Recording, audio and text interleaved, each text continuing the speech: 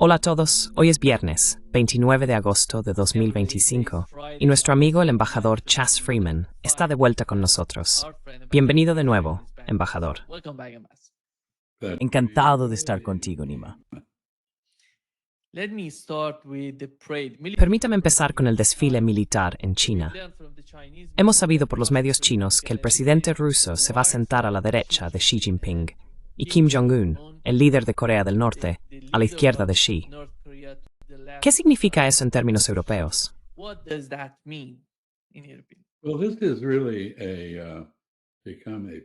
Bueno, esto se ha convertido realmente en una reunión paneurasiática, es decir, las grandes potencias y las potencias menores de Asia, Asia Central y demás, personas del Cáucaso, Azerbaiyán, Armenia y así sucesivamente. Y por supuesto los vecinos de China, países del sudeste asiático y del noreste asiático, excepto Japón.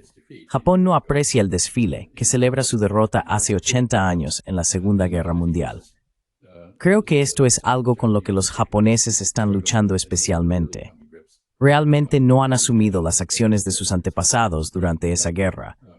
Es muy difícil para una sociedad confuciana condenar a los antepasados, y por eso los líderes en Japón son todos nietos de personas que fueron juzgadas como criminales de guerra o sospechosos de serlo.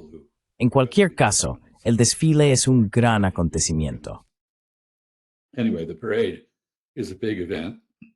It is celebrating Se está celebrando el papel de China en la derrota del eje en la Segunda Guerra Mundial.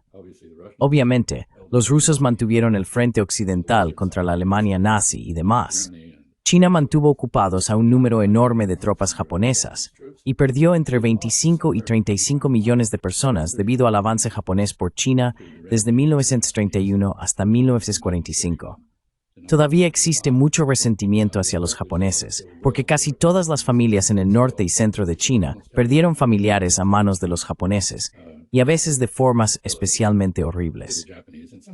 Recientemente se ha conmemorado el aniversario de la masacre de Nankín, donde 300.000 personas fueron decapitadas, incluidos bebés y mujeres embarazadas, un ejemplo horrible de barbarie que, una vez más, los japoneses encuentran muy incómodo afrontar.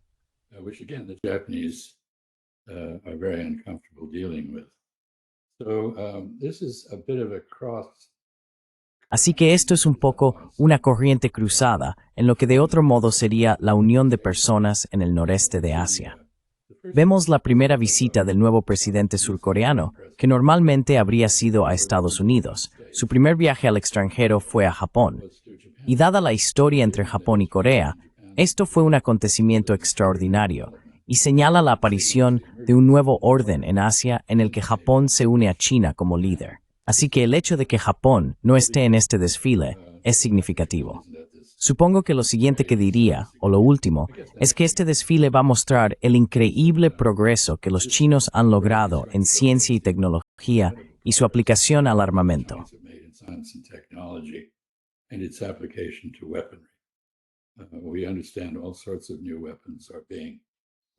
Entendemos que se mostrarán todo tipo de armas nuevas, y esto es una declaración de que China no solo ha alcanzado la riqueza, sino que ha logrado poder en su región.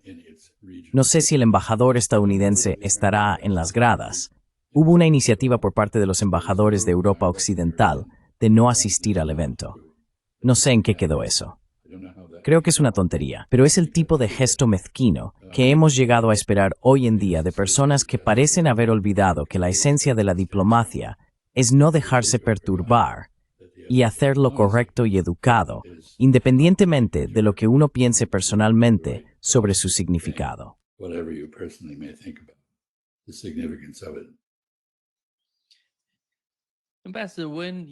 Embajador de una especie de autoaislamiento, yo lo llamaría así. Ellos intentan aislarse. ¿De dónde viene eso? Antes no era así.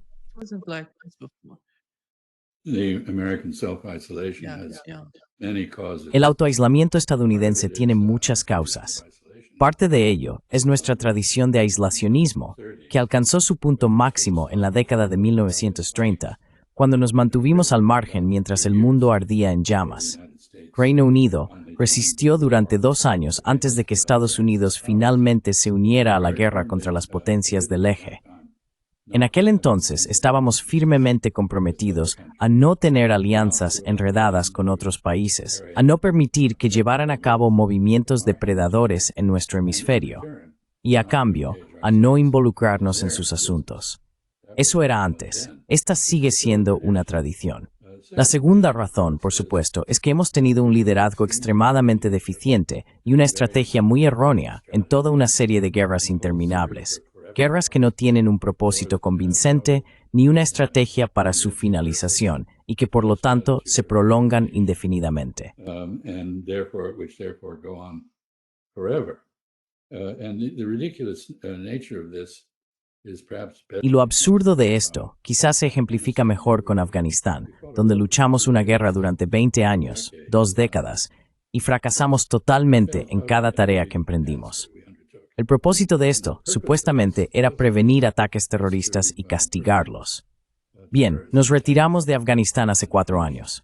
No ha habido ningún ataque terrorista en absoluto. Así que esto sugiere que una estrategia completamente diferente, incursiones, junto con las nuevas incursiones para castigar a los terroristas, podría funcionar tan bien como, o incluso mejor que entrar y ocupar el territorio. Esto es relevante para un lugar como Siria. This is relevant to a place like Syria, I think we should be considering the Y creo que deberíamos estar considerando las lecciones de esto, pero no lo estamos haciendo. Y creo que la razón final, realmente, es la peculiaridad del presidente Trump, que ha destruido cualquier proceso de formulación de políticas. Ahora las políticas se establecen según sus caprichos, que son muy impredecibles. Llega a acuerdos sin textos, no se escribe nada, se siente libre de romper los acuerdos que todos pensaban que existían cuando le apetece. Ahora lo estamos viendo con el desmoronamiento del llamado acuerdo comercial con la Unión Europea, donde ahora está amenazando con aranceles y sanciones adicionales. Así que nos estamos aislando y, al parecer, disfrutando de ello.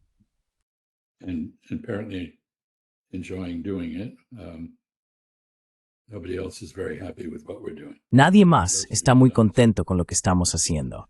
Aquellos que dependen de nosotros están intentando protegerse ante la posibilidad de que no acudamos en su ayuda. Los que no dependían de nosotros también están siendo objeto de amenazas. Y en lugar de diplomacia y gestión de alianzas, estamos viendo el equivalente a una red de protección, básicamente una extorsión en nombre de no hacerle algo a alguien que has amenazado con hacer, o impedir que hagan algo que no quieres que hagan. Así que básicamente, ahora somos un estado paria, cada vez más aislado internacionalmente, y al parecer estamos satisfechos con ello.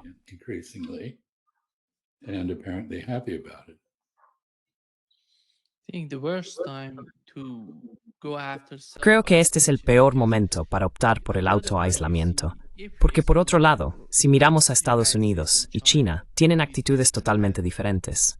China está haciendo todo lo posible por tener más socios y más lazos con otros países. Estados Unidos va en la dirección opuesta bajo la administración Trump con su política arancelaria. Incluso están enfrentándose a la India con aranceles del 50%, supuestamente por la guerra subsidiaria en Ucrania.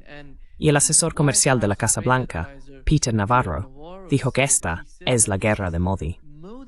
Es increíble lo que está ocurriendo en Washington. It's unbelievable what's going on in Washington. I agree. It's very counterproductive. Estoy de acuerdo. Estoy de acuerdo.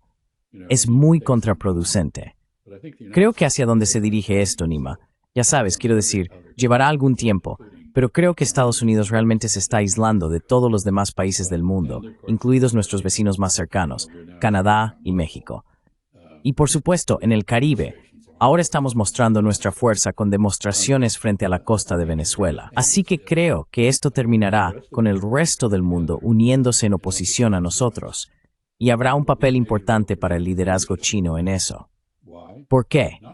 No porque China lo quiera, sino porque todos los demás necesitan a China como contrapeso a nosotros. Así que estamos creando una situación en la que el mundo se dividirá entre Estados Unidos y todos los demás.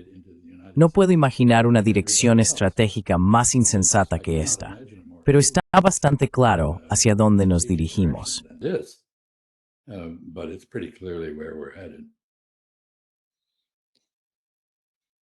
can we say the most important Podemos decir que el objetivo más importante de Estados Unidos, o de todo Occidente junto con los europeos en Ucrania, es que están dispuestos de alguna manera a sacrificar a la India, China, a todos, incluso a Brasil, everybody, Brazil, por ese motivo? for that sake? I What don't is think, that? I don't think it's that rational. I think ¿Qué opinas? Yo no creo que sea tan racional.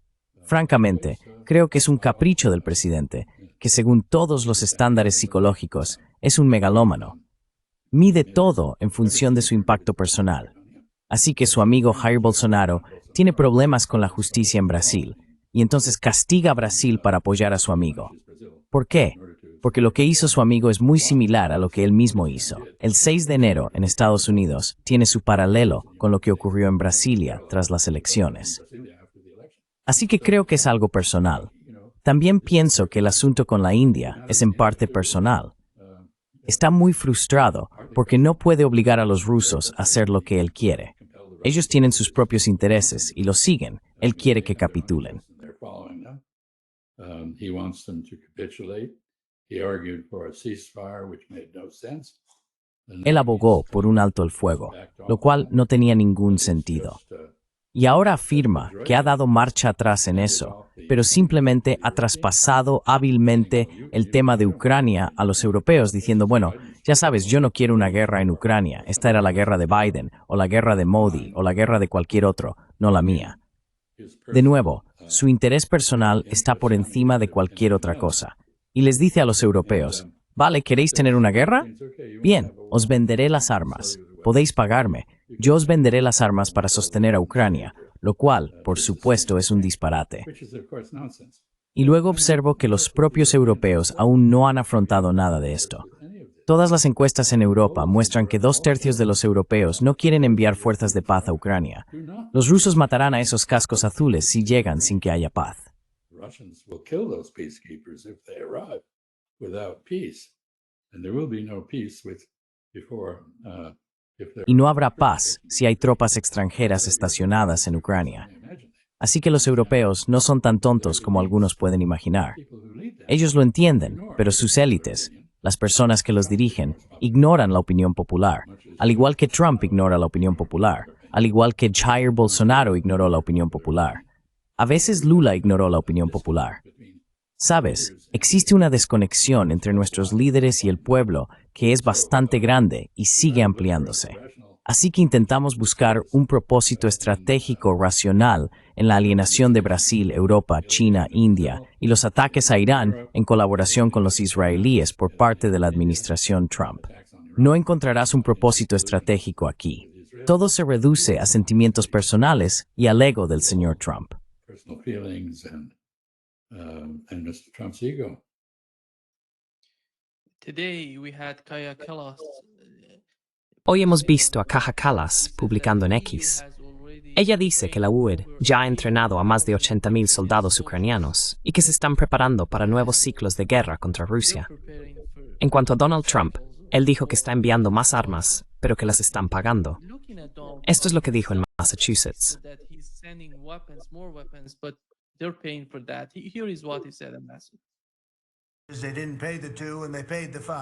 No pagaron los 2 y pagaron los 5. Así que, como sabes, estamos vendiendo una cantidad tremenda de equipamiento a la OTAN. No estamos gastando dinero, estamos ganando dinero. Pero no quiero hablar de ganar. Quiero hablar de cómo ya no estamos involucrados en la financiación de Ucrania, sino que estamos involucrados en intentar detener la guerra o los asesinatos en Ucrania. Así que estamos vendiendo misiles y equipamiento militar, millones y millones, y en última instancia, miles de millones de dólares, a la gente de la OTAN, con quienes me llevo muy bien y tenemos una gran relación. Pero fue un viaje increíble. Así que ellos están financiando toda la guerra, nosotros no estamos financiando nada. Creo que es un punto importante a destacar porque mucha gente no lo entiende.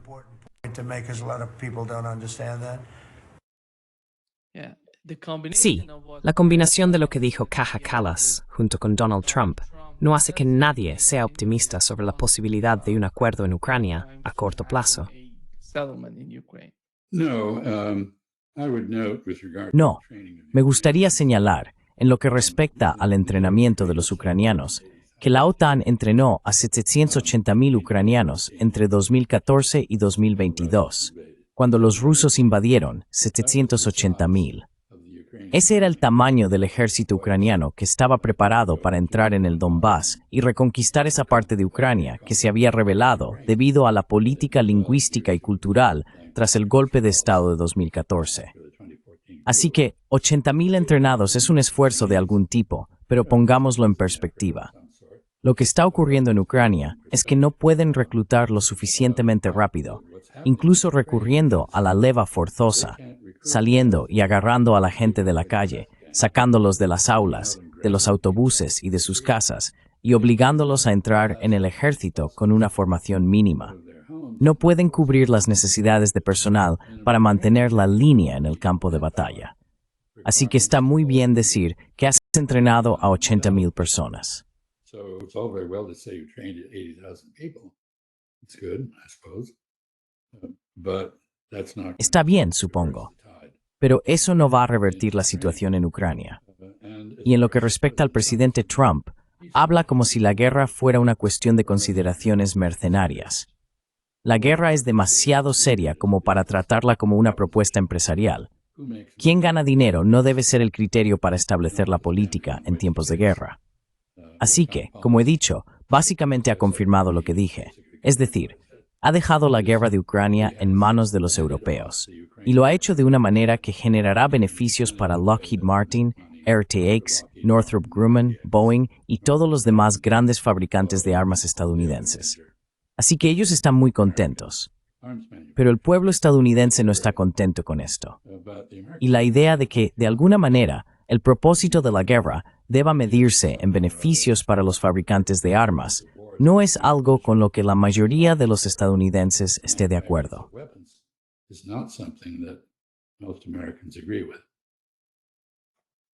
I don't know what else Europe has to sacrifice for Ukraine. No sé qué más tiene que sacrificar Europa por Ucrania. Austria, Medvedev dijo que si Austria se une a la OTAN, Rusia tomará medidas de represalia. and it seems Y parece que algo está ocurriendo cuando habla de esa manera. do you feel that ¿Cree que Austria, después de todos estos años y el liderazgo ejemplar que ha mostrado, manteniéndose neutral, va a tomar partido ahora? that they were behaving during these years to be neutral, they're going to take side? I don't think it's impossible to imagine Austrian. No creo que sea imposible de imaginar. La política austriaca es bastante complicada y han tenido toda una serie de gobiernos bastante de derechas, algunos incluso dicen neonazis. Creo que sería increíblemente insensato por su parte hacer eso. La neutralidad y la independencia han ido de la mano y les han beneficiado mucho desde 1955. Se arriesgan a verse envueltos de nuevo en una guerra si alteran su estatus neutral. En Alemania, observo que Alternativa para Alemania, la AfD, a la que el Parlamento alemán y la dirección del gobierno han dado la espalda, está muy en contra de esta guerra y de enviar tropas a Ucrania. Y parece que están ganando terreno. Así que surge una pregunta. Esos países que más entusiasmo muestran por la guerra a nivel de liderazgo pueden encontrarse con que ese liderazgo sea desplazado por la oposición popular. Me cuesta creer que Austria vaya a tomar la excelente situación y de la que ha disfrutado durante el semestre año. For the last 70 years. Is the situation, we know that Europe La situación. Sabemos que en Europa no se trata solo de Austria. Mire lo que ha pasado en Suiza, Suecia, Finlandia. Son estados importantes. ¿Quién está decidiendo sobre estas cosas? ¿Quién lleva las riendas, embajador, en Europa? ¿Quién tiene la sartén por el mango, diría yo, si dejamos a Estados Unidos fuera del juego en Europa? put the United States out of the game in Europe? Well, that's a very good question. I mean, I don't think anyone is. Bueno, esa es una muy buena pregunta. Quiero decir, no creo que nadie haya encontrado una respuesta a la famosa pregunta de Kissinger. Si tengo que llamar a Europa, ¿con quién hablo? ¿Cuál es el número de teléfono? Europa sigue estando desunida. Los finlandeses, bueno, los suecos, de manera muy significativa, rompieron con siglos de neutralidad cuando se unieron a la Guerra del Golfo en 1990 y 1991 para liberar Kuwait. Este fue el primer despliegue en el extranjero que realizaron en 2 siglos. y comenzaron un lento proceso de acomodación e integración con la OTAN. Así que su decisión de unirse a la OTAN no fue realmente una sorpresa. Era algo que se venía gestando desde hacía tiempo. La decisión de los finlandeses de hacer lo mismo reflejaba, creo, varios factores. Por supuesto, hubo varias guerras finlandesas con Rusia que le costaron a Finlandia Karelia, que ahora forma parte de Rusia, y las afinidades con los estonios, que están emparentados con los finlandeses y que nos resultan muy útiles, es un buen ejemplo de la pasión báltica contra Rusia. Passion against Russia. And I think, I had a Y creo que, ya sabes, tenía un amigo que hacía negocios muy extensos con Rusia, cultivando verduras en interiores en condiciones hidropónicas, y no se atrevía a contarle a su padre a qué se dedicaba por el sentimiento antirruso. Así que algunas de estas cosas son profundas. Puedes verlo en Polonia con la antipatía tradicional de los polacos hacia los rusos. Aunque los polacos parecen estar pensando de manera bastante racional en este momento, reconsiderando su posición, viven al lado de Rusia. Entienden que van a tener que mantener una relación decente con Rusia por su propio interés. Así que creo que todavía estamos viendo a Europa en cierta agitación. No se ha estabilizado. No ha desarrollado las instituciones ni las personalidades para responder a tu pregunta de quién manda. or the personalities to answer your question of who's in charge. La razón por la que pregunto esto es porque el Reino Unido va a Armenia y están en proceso de firmar una asociación estratégica con Armenia. ¿Por qué necesitan estar allí? Why do they need to be there? I don't think they do, but evidently they're No creo que lo hagan, pero evidentemente su gobierno no puede superar su pasado imperial. Ha estado muy implicado en Ucrania, principalmente a través del Mi-6, y ha desempeñado un papel clave. Por ejemplo, Boris Johnson, el ex primer ministro, frustró el acuerdo de tratado preliminar con los rusos en 2022. Así que el Reino Unido sigue teniendo más influencia de la que le correspondería, por así decirlo, debido a la calidad de sus servicios de inteligencia, su ejército y el hecho de ser un lugar muy civilizado. Así que no creo que haya aquí ninguna explicación estratégica real, aparte de las maniobras antirrusas habituales de los británicos, que se remontan a mucho tiempo atrás, casi 2 siglos. long way, 2 centuries almost. Because I talked with Marandi on Tuesday. Porque hablé con Miranda el martes. Armenia, Dijo que el gobierno iraní intentó advertir a Armenia sobre lo que está ocurriendo allí. what's going on. Es la primera vez que oigo a Miranda hablar así. Dijo que si Armenia intenta desconectar a Irán del Cáucaso Sur, van a invadir la parte sur de Armenia. They're going to invade the southern part of Armenia. And Well, I think this is the danger that Bueno, creo que este es el peligro, que la intervención de grandes o medianas potencias en equilibrios regionales complicados puede desestabilizarlos. Y realmente espero que ese no sea el caso en el Cáucaso. Pero sí sé que Azerbaiyán estuvo muy implicado en el ataque israelí a Irán, así que tenemos ese ejemplo. that example, Hasta donde yo sé, Irán no ha atacado a Azerbaiyán. Pero incluso Irán, que es bastante paciente, presumiblemente tiene sus límites. presumably has its limits.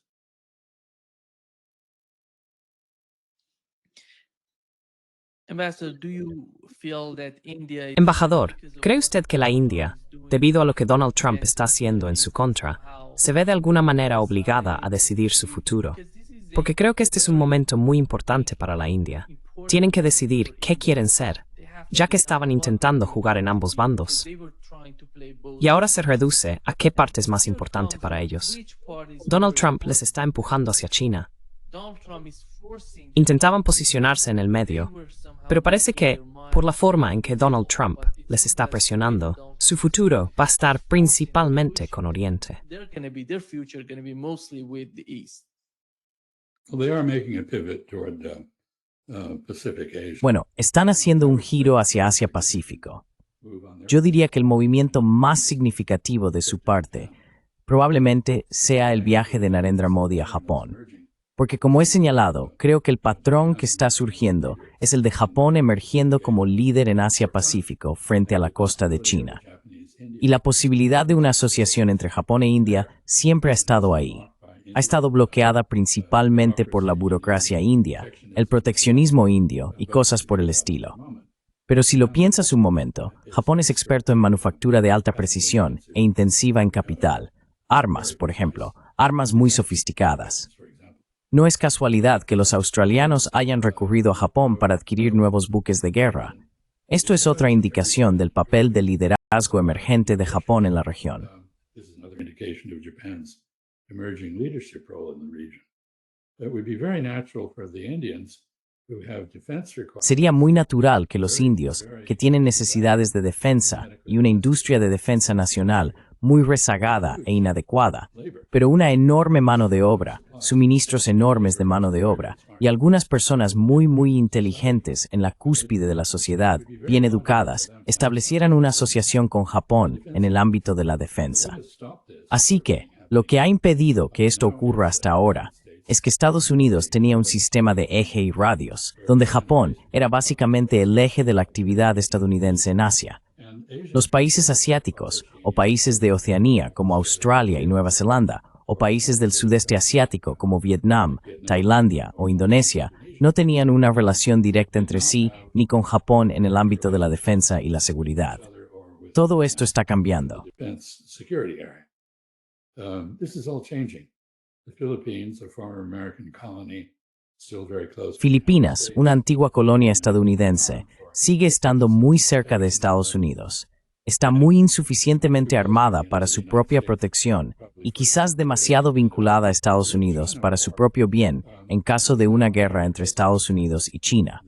Ahora también está muy cerca de Japón. Los japoneses están exportando material militar a Vietnam, así como a Filipinas. La cooperación con la India tendría mucho sentido en este contexto. Mencioné antes que los coreanos parecen estar reconciliándose con Japón. Los australianos parecen ver a Japón como un socio más que como un antiguo enemigo, en cierto sentido como una alternativa a Estados Unidos, aunque solo en cierta medida. Indonesia se encuentra en una situación similar. Indonesia, por supuesto, está cerca de China, pero también está cerca de Japón. Los japoneses están muy implicados en el sudeste asiático, más allá de Vietnam, en Myanmar, Onandia y así sucesivamente. Myanmar, in Thailand, and so forth. So I think we're seeing new patterns emerge. Así que creo que estamos viendo surgir nuevos patrones, o quizá no sean tan nuevos. Si miramos la historia de Asia, antes de la llegada del imperialismo y el colonialismo europeos, hace 500 años, justo después, en el cambio de los siglos XV y XVI, Portugal, creo que en 1519 tomó el control de Macao en China.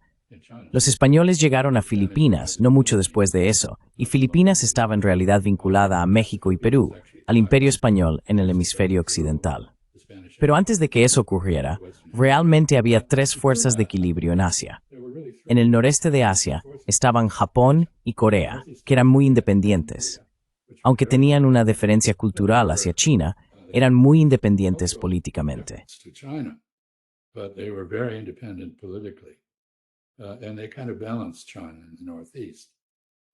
Y de alguna manera equilibraban a China en la parte noreste de Asia. En la parte sureste de Asia existía un imperio llamado Srivijaya. Antes de eso, el imperio Chola. Estos eran imperios marítimos que unían el sur de la India, Malasia, Indonesia y así sucesivamente. Y también allí eran muy independientes y mantenían buenas relaciones con China. Por supuesto, China era el peso pesado de la región, pero me pregunto si este patrón no se está reafirmando. Es decir, vamos a ver un grupo del noreste asiático mucho más independiente de Estados Unidos y mucho más conectado con otras partes de Asia.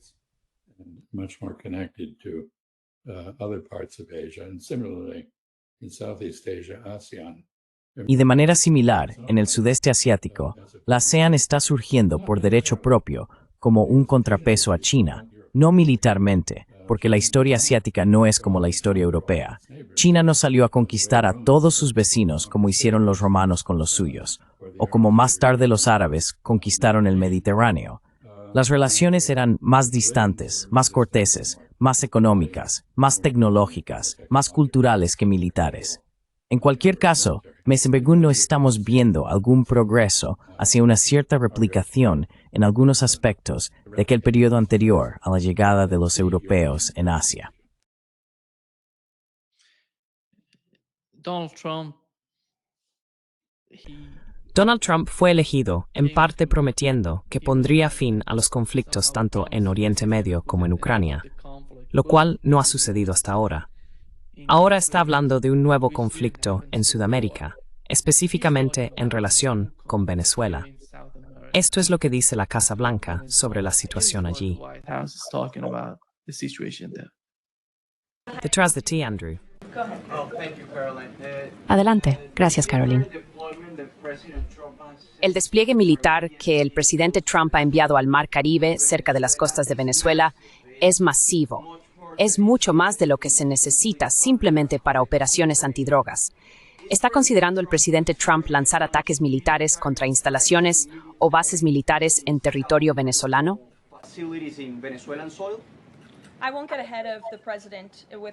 No me adelantaré al presidente en lo que respecta a cualquier acción militar o preguntas al respecto, nunca. Pero lo que sí puedo decir es que muchas naciones caribeñas y muchos países de la región han aplaudido las operaciones y esfuerzos antidroga de la administración. Y el presidente está preparado para utilizar todos los elementos del poder estadounidense para impedir que las drogas inunden nuestro país y para llevar ante la justicia a los responsables. Como ya he dicho desde este podio, el régimen de Maduro no es el gobierno legítimo de Venezuela. Es un cartel de narcoterrorismo. Maduro no es un presidente legítimo, es un fugitivo, cabecilla de este cartel de la droga.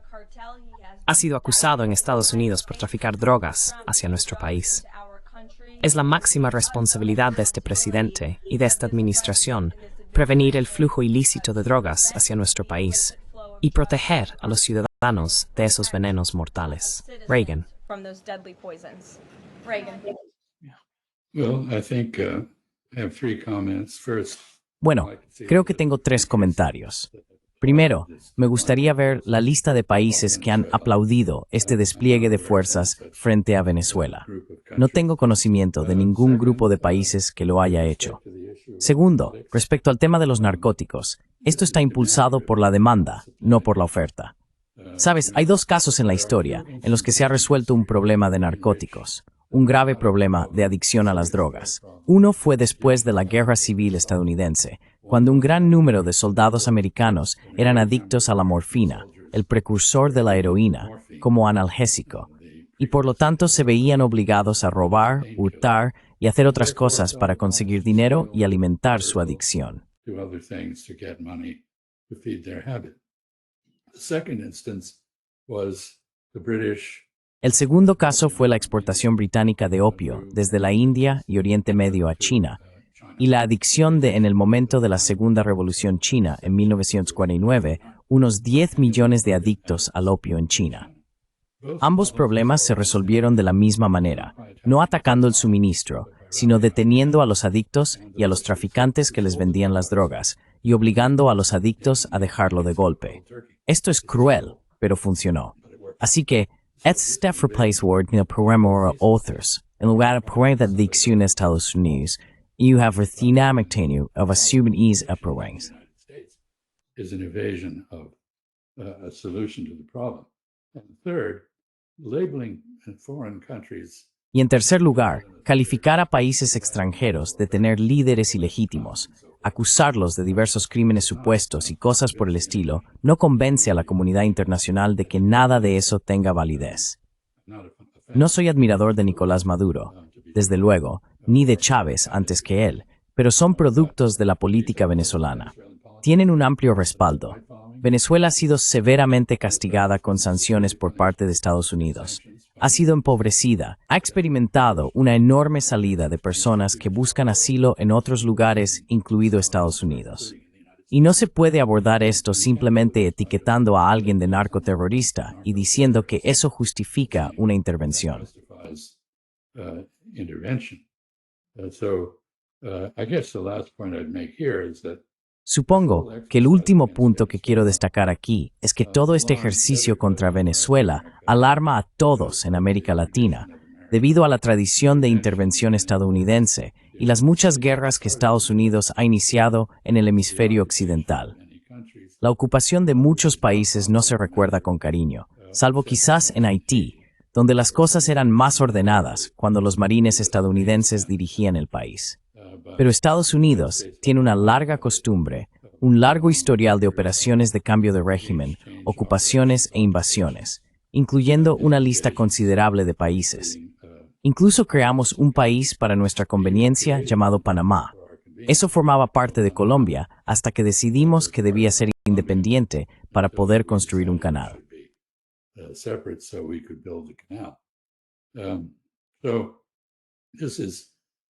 Así que esto es algo que evoca malos recuerdos en América Latina. Y volviendo a la situación global, a Estados Unidos ya no se le concede el beneficio de la duda por parte de la mayoría de los países del mundo, ni por casi nadie. Y como ha señalado, China está intentando congraciarse con todos. Esto representa una gran oportunidad para los chinos. Si a Estados Unidos le preocupa eso, no deberíamos comportarnos de esta manera. Tal vez no nos preocupe, en cuyo caso deberíamos seguir actuando así. Y veremos cómo las relaciones chino-vietnamitas y chino-venezolanas se extienden a muchos otros países.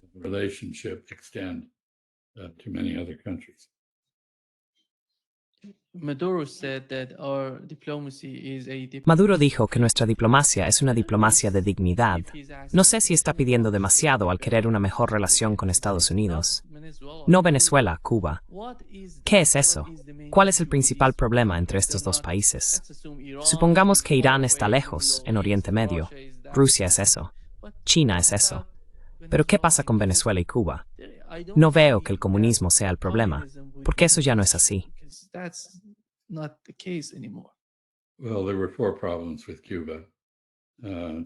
Bueno, había 4 problemas con Cuba, 2 de los cuales se resolvieron básicamente, pero no queremos reconocerlo. Uno era que los cubanos tenían una presencia soviética en su territorio, y nos opusimos a eso por las mismas razones por las que los rusos se han opuesto a una presencia de la OTAN en Ucrania.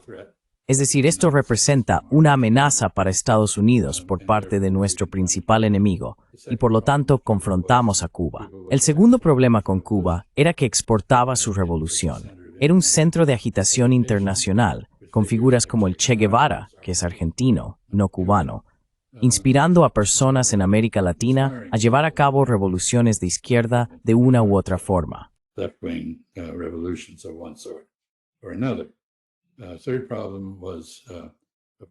El tercer problema fue, por supuesto, el hecho de que las políticas cubanas fueron un fracaso, y el sufrimiento económico de los cubanos y la represión política significaron que muchos de ellos arriesgaran sus vidas para huir a través del estrecho de Florida hacia Estados Unidos. Como resultado, adquirimos una enorme población cubano-estadounidense que sigue obsesionada con el derrocamiento de las autoridades en La Habana. El último problema fue que algunas de las personas adineradas en Cuba perdieron sus propiedades a manos del nuevo gobierno, villas, fincas, etc., lo que generó disputas sobre reclamaciones de propiedad. Los 2 primeros problemas se resolvieron. Cuba ya no está guarnecida por la Unión Soviética y ya no exporta revolución. Ahora Cuba exporta médicos, lo cual es mucho más benigno. Pero no hemos resuelto los otros 2 problemas. En gran parte porque seguimos negándonos a dialogar con los cubanos o a tener una relación normal con ellos.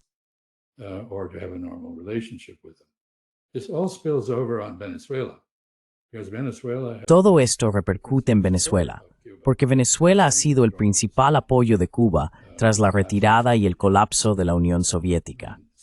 Venezuela ha sido la fuente de combustible para Cuba. Ha sido un mercado y un lugar importante para las actividades cubanas, especialmente las actividades médicas cubanas. Pero los cubanos también participaron en el entrenamiento del ejército venezolano. Así que vemos un eje entre La Habana y Caracas, un eje de oposición a Estados Unidos. Luego, por supuesto, también hay cuestiones de petróleo, nacionalización del petróleo, mala gestión del petróleo, cuestiones de derechos humanos y demás que agitan a la gente. pero Cuba sigue siendo considerada un enemigo por Estados Unidos, y Venezuela es un enemigo por asociación. And Venezuela is an enemy by association. Iran is E. Irán es el E3. Te refieres al Reino Unido, Francia y Alemania. Están hablando de restablecer las sanciones. Quieren volver a imponer sanciones a Irán. ¿Cómo va a influir eso en la situación de las negociaciones? No hay negociaciones en curso entre Irán y Estados Unidos, pero ¿cómo va a influir eso en el ambiente? How is that going to influence the atmosphere between the Well, it has a profound influence. Bueno, tiene una influencia profunda en el ambiente. Ha producido de inmediato dos resultados, dos respuestas por parte de Irán. Una es que Irán ya no considerará negociar con Reino Unido, Francia y Alemania. Está descartando a los europeos. En segundo lugar, está observando su comportamiento en la OIEA. Si continúan promoviendo posibles resoluciones contra Irán, Irán tomará más medidas contra ellos. Esto profundizará la reorientación de Irán hacia Rusia y otros países, quizás la India. Y en segundo lugar, por supuesto, el Parlamento iraní ha presentado una resolución para retirar a Irán del Tratado de No Proliferación. La pertenencia al Tratado de No Proliferación es la única razón por la que Irán permitió la entrada de inspectores de la Agencia Internacional de Energía Atómica, que ahora han vuelto a Irán, pero solo en Bushehr, la central eléctrica civil de Bushehr. The civilian power reactor at Bushehr.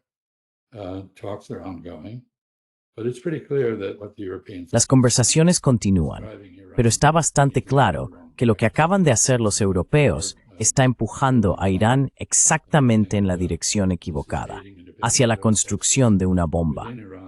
Y esto está ayudando y dando alas a aquellas voces dentro de Irán que han argumentado, especialmente después de los ataques sorpresa israelíes contra Irán y la implicación de los estadounidenses, que Irán no tiene otra opción que construir una bomba para su propia defensa. Así que creo que lo que acaban de hacer los europeos, que sin duda lo han hecho para congraciarse con Estados Unidos e Israel, es totalmente contraproducente. ¿Y cuáles serán sus consecuencias finales?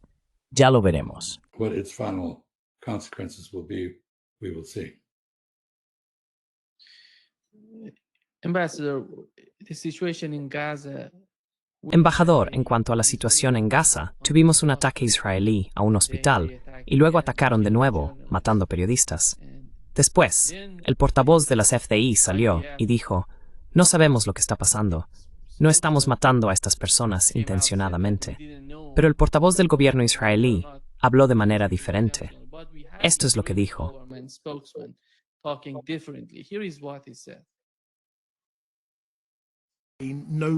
Una profesión noble, pero muchos de los periodistas que han informado desde Gaza, periodistas, son simplemente terroristas con un chalet de prensa. ¿Quiénes son estos supuestos periodistas? Hasta ahora no he oído nada, no he visto nada. No, this is a pack of lies by Israel. Let's review. Esto es un cúmulo de mentiras por parte de Israel. Repasemos lo que ocurrió. Se trataba de una escalera en la parte superior del hospital a la que los periodistas acudían habitualmente porque podían conseguir señal de Wi-Fi. Así que todos estaban levantando sus teléfonos para hacer sus reportajes. Había una cámara allí que pertenecía a Reuters, que estaba transmitiendo. Los israelíes afirmaron que era una cámara de Hamas. Eso es totalmente falso. Usaron eso como justificación para su ataque. Tenían este lugar bajo vigilancia con drones. Sabían exactamente quién estaba allí, que eran periodistas. Sabían lo que estaban haciendo. Los atacaron y los mataron. Y luego, 10 minutos después, se produjeron 2 ataques coordinados, no uno, contra los primeros intervinientes y otros periodistas que se reunieron para informar sobre lo sucedido. Así que las mentiras despreciables que salen de Israel en asuntos como este han desacreditado totalmente como el que acabas de escuchar. Nadie en el mundo creerá lo que dice alguien así. Ambassador, before wrapping up,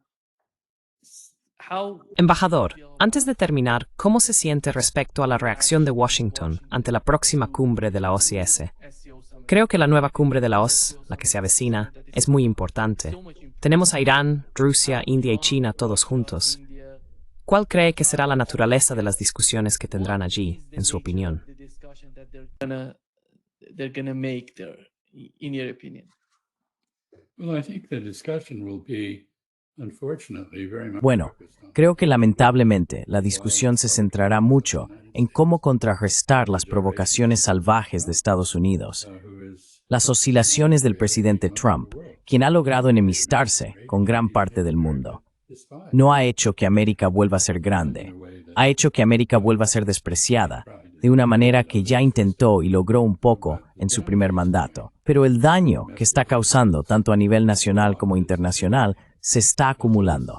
Así que esta es una reunión de potencias euroasiáticas, países importantes, muy importantes, países que están en ascenso o resurgiendo si se quiere, como China e India o Rusia, y otros países que están asociados con ellos. that are associated with them. And what is happening is part of the process I alluded to. Y lo que está ocurriendo forma parte del proceso al que me referí antes, en el que el resto del mundo se está organizando para gestionarse sin Estados Unidos, para llegar a acuerdos que, bueno, si los estadounidenses quieren aislarse, que lo hagan. Básicamente esta es la respuesta que se está dando. Así que tenemos a los BRICS, que es un grupo de países que tengo que decir, hasta la fecha no ha cumplido con sus expectativas en cuanto a la creación de normas, la reducción de barreras para la cooperación entre sus miembros y demás, pero que tiene el potencial de hacerlo. But which has the potential to do that. The Shanghai Cooperation Organization has actually been far more La Organización de Cooperación de Shanghái ha sido en realidad mucho más activa en la reducción de barreras comerciales y en la promoción de la cooperación, por ejemplo, contra el terrorismo. Tiene una dimensión militar que los BRICS no tienen. Es muy significativa. En el pasado, ha habido reuniones en lugares como Vladivostok entre chinos, indios y rusos para promover lo que yo llamo un mundo multinodal, multipolar si se prefiere. Me gusta la palabra nodal, como sabes, porque los nodos son puntos de unión en 3 dimensiones que pueden conectar muchas cosas y pueden moverse, rotar y cambiar, mientras que un polo es solo el extremo de una línea bidimensional y resulta demasiado simple para describir el mundo que está surgiendo. far too simple to describe the world that is emerging. So we have basically the major powers of Eurasia. Así que básicamente tenemos a las principales potencias de Eurasia reuniéndose, y creo que el tema principal será cómo afrontamos el proteccionismo estadounidense, la santurronería estadounidense, el desprecio estadounidense por la ley. Por ejemplo, en la cuestión de Oriente Medio, Gaza, la autodeterminación palestina, Estados Unidos acaba de anunciar que no concederá visados a los palestinos para asistir a la Asamblea General de la ONU, donde se espera ampliamente que haya un respaldo casi unánime al Estado palestino. Por supuesto, eso es más simbólico que práctico. Pero aún así, Estados Unidos está totalmente aislado en ese tema, y estamos empezando a estar totalmente aislados en otros temas. Así que este es un paso hacia un resultado que personalmente, como estadounidense, lamento profundamente. No me gusta ver a mi país convertirse en un paria, pero estamos trabajando en ello. Become a pariah, but we are working on it. Thank you. Muchas gracias, embajador. Un placer, como siempre. Always. Well, thank you, Nima, for your efforts too. Bueno, gracias, Nima, por tus esfuerzos para aportar un poco de justicia y verdad al debate público sobre estos temas.